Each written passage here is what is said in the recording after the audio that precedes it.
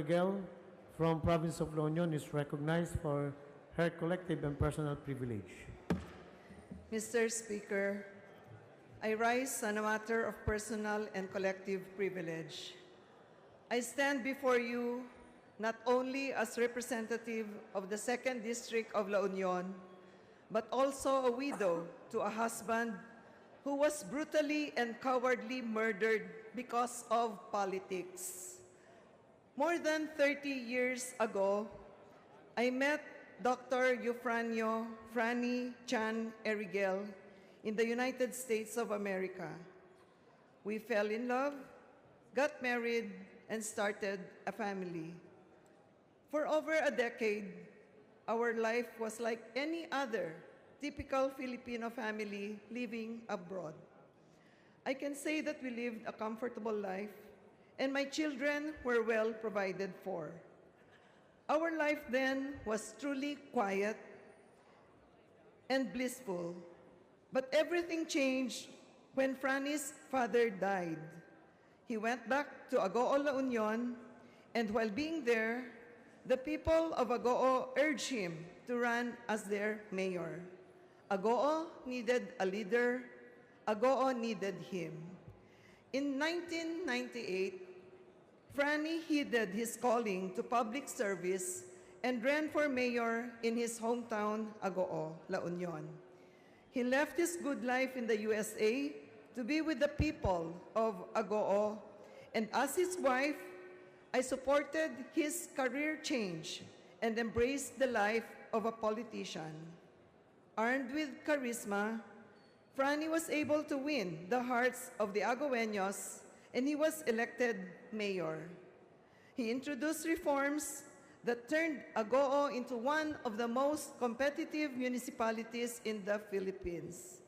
He served as the mayor of Agoo for 3 consecutive terms from 1998 to 2007. In 2007, I succeeded him as mayor. After his term as mayor, this time, the 2nd District of La Union needed a leader. They needed him. In 2007, Franny ran for congressman of the 2nd District of La Union.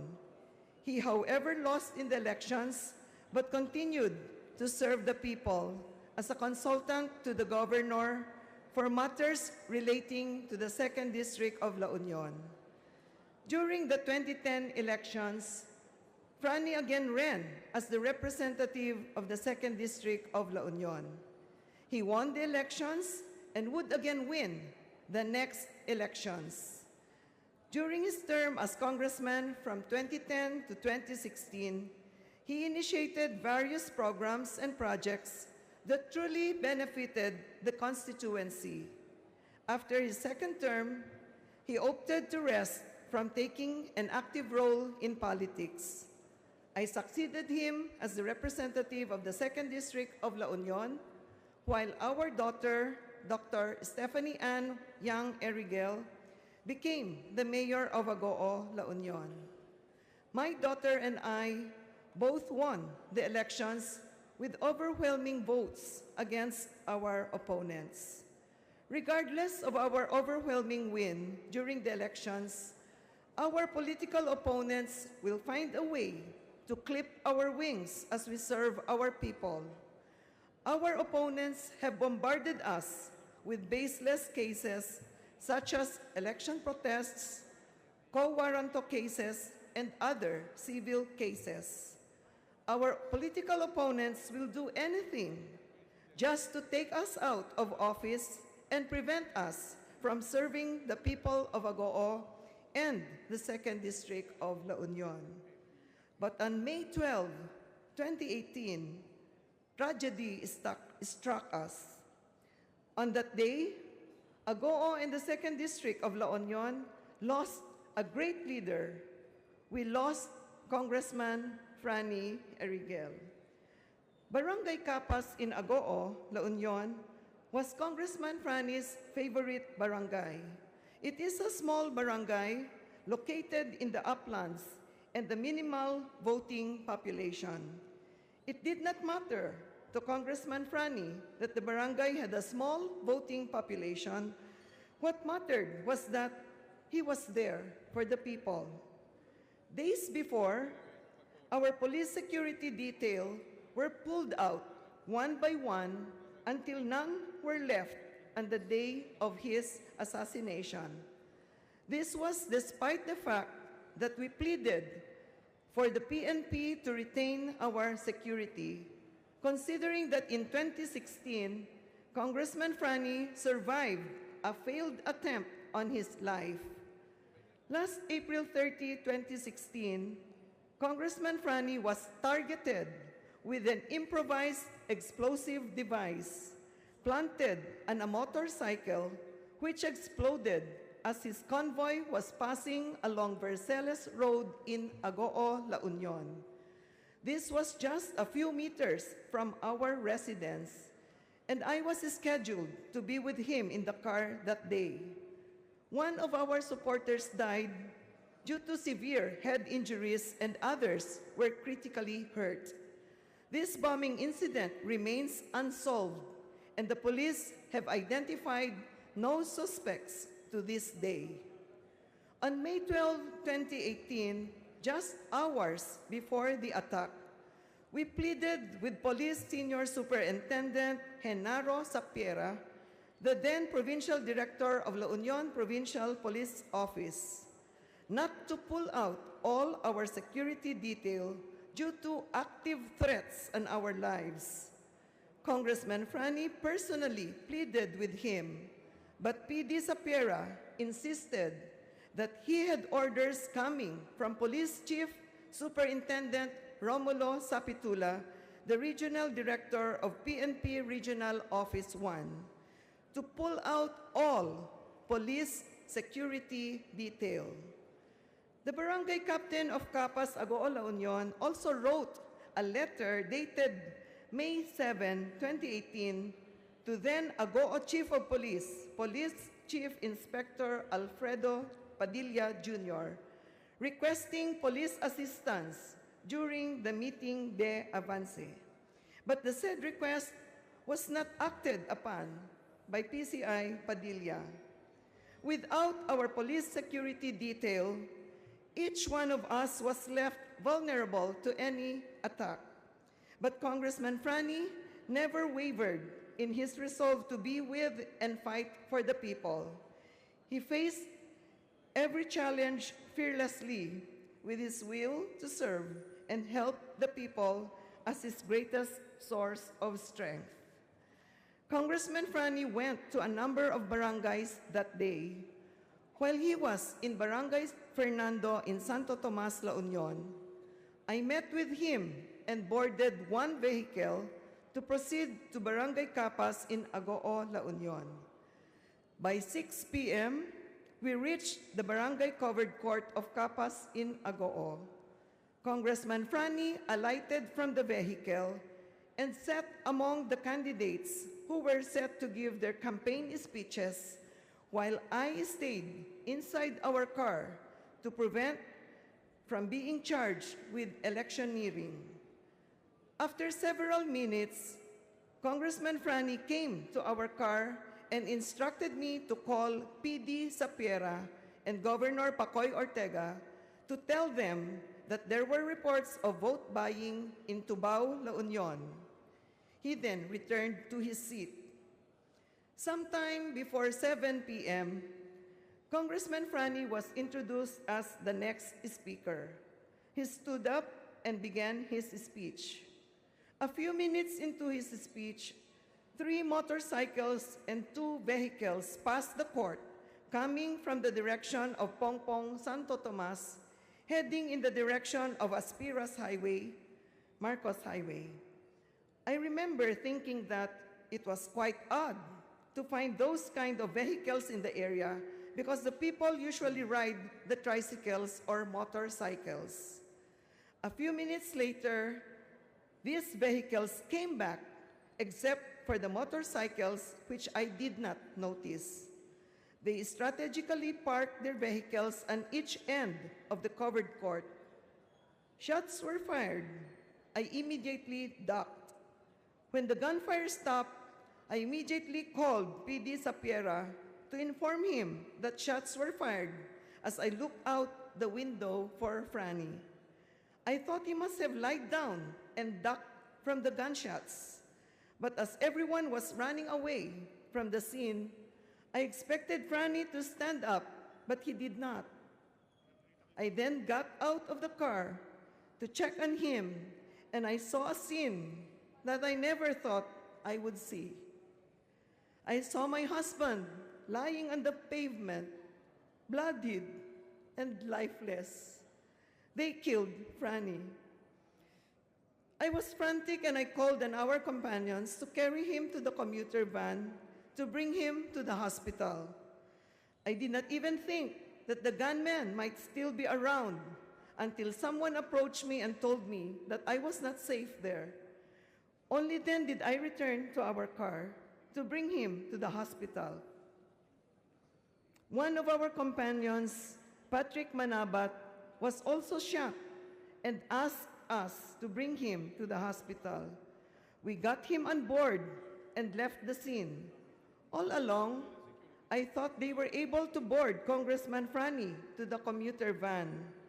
I later learned that while our companions were carrying Congressman Franny to the commuter van, another round of gunshots were fired again, and they had to run for cover. Congressman Franny was left lying on the pavement until his sister and brother-in-law arrived 40 minutes later. I also learned that as we were speeding away from the scene, our vehicle was being shot at. Luckily, Franny had the foresight to armor our car after the failed attempt on our lives in 2016. I waited in the hospital until Franny was brought in. At around 8 p.m., Congressman Franny was declared dead on arrival in the La Union Medical Center. Two of our companions, Mario Bobby Ordinario and Macruel Bong Tubera, were also shot and killed during the carnage. 3 days later, Patrick Manabat succumbed to his injuries. Based on autopsy report, Congressman Franny sustained 8 gunshot wounds on his head, chest, arm, and leg. Based on police statements, high-caliber bullets were used during the carnage from M16 and M14 rifles. I lost my partner, the love of my life, my soulmate, the father of my children.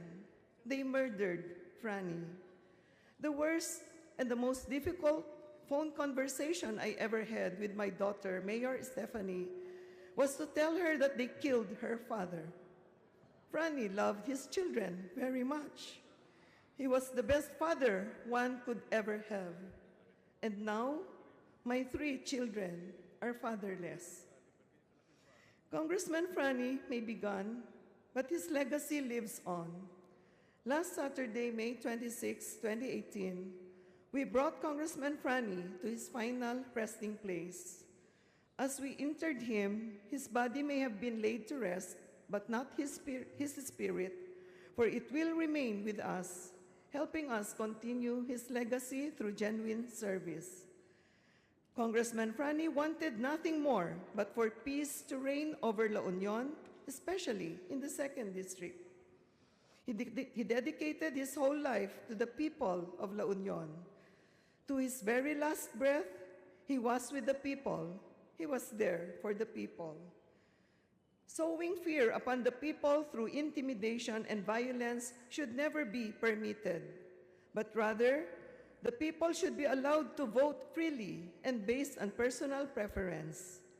Truly, violence has no place in any civilized society. The peace-loving people of La Union denounce violence, and we condemn to the highest degree the senseless, brutal, and cowardly murder of Congressman Franny and his 3 companions. Congressman Franny's murder was politically motivated. There is no other angle but politics. He was never involved in drugs, despite what his detractors would lead us to believe. He was a doctor, a principled man who, like many of you, did all his power to eradicate drugs in our community. He believed that drugs destroyed futures, destroyed families. Congressman Franny's leadership was always inclusive, and this was the reason why he was able to unite the 2nd District.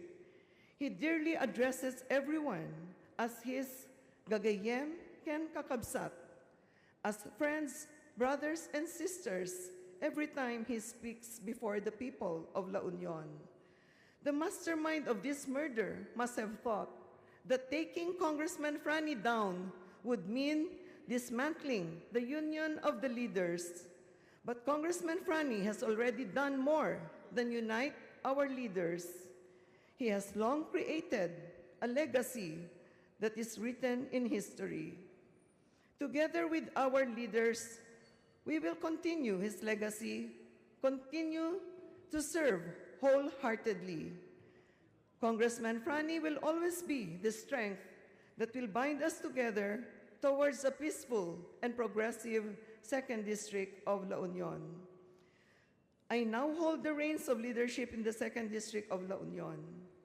Like Gabriela Silang, the valiant Ilocano heroine who continued the fight her husband Diego Silang began, I will continue what Congressman Franny began. I will continue to fulfill his dream of peace and violence-free La Union. I will continue to push for progress and development in our beloved district. I will continue to protect our people from any form of atrocities. Mr. Speaker, let me state that I firmly believe that if it were not for the orders of Regional Director Sapitula to pull out our police security detail and the ineptness of then Chief of Police Padilla for failing to act on the letter of Barangay Capas for security assistance, the shooting incident could have been prevented and my husband would be alive today. I ask our fellow legislators to look into the actions of the PNP days before the brutal and cowardly murder of my husband. This was an attack on one of your colleagues, an attack on a fellow public servant, an attack on our institution and the people of our district. We can prevent this type of murder from being committed again. This was done by people who have no chance of winning at a fair fight. We also owe it to the people, most especially to the loving people of La Union, to pass relevant laws that can stop this culture of violence. We must not let fear envelop our people and our nation. This must end here. Mr. Speaker, I recently received reports that a video is being circulated online on the CCTV footage on the attack on my husband. It seems that it was taken using a mobile phone while the CCTV footage was being played back. The only plausible explanation on how this video was leaked was when it was shown during the SITG Eriguel 2 case conference. The DVR box of the CCTV of Barangay Capas is under the custody of PNP Region 1. It is appalling that our PNP personnel are circulating a video that is vital to their investigation, and it was released without permission from us, the aggrieved parties. Mr. Speaker, I'd also like to take this opportunity to thank all those who grieved with us, our supporters, our allies, our relatives and friends who stayed with us and provided support during this ordeal. I would like to thank all of you, my colleagues here in the House of Representatives, most especially Speaker Pantaleon Alvarez and Majority Leader Rudy Fariñas, for your support, expression of sympathy, and kind words during this difficult time. Mr. Speaker, I would like to call on the authorities, particularly the PNP and the NBI, to fast-track the investigation and unmask the perpetrators, including the mastermind of my husband's murder. As long as they remain unidentified, my life and the life of my children will always be at risk. They might have killed Congressman Franny, but not his ideals, and not the type of leadership he has instilled in our leaders. He will always be in our hearts. We will overcome this tragedy, and we will all emerge stronger and more united than ever. In Congressman Franny's words, "Kailyak, di kanto baybayan." We will not forsake the people of Agoo, the people of the 2nd District, and the people of La Union. Thank you, Congressman Franny Eriguel, for your service to the people of Agoo and the rest of the 2nd District of La Union. We will not rest until we find your murderers. We will not stop until all the perpetrators, including the mastermind of this heinous act, be apprehended and suffer the wrath of our justice system. We cry for justice. We want justice for those who were injured, for those who died, and for Congressman Franny Eriguel. Thank you, Mr. Speaker. Majority Leader.